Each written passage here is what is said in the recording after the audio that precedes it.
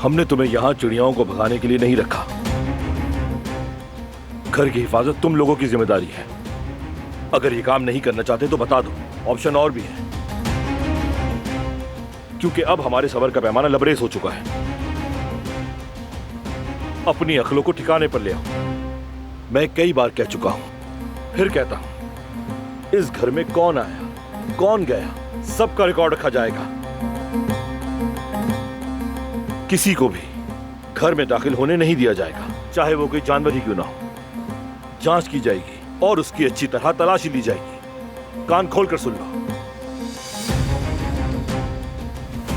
अब से सारी खरीदारी याकूब करेगा। कोरियर वाला, पानी वाला या फिर प्लम्बर हो, बगैर इजाजत कोई अंदर नहीं आएगा। जो भी जरूरी चीजें होंगी दरवाजे पे ही वसूल की जाएंगी। समझ गए सब? जी समझ गए।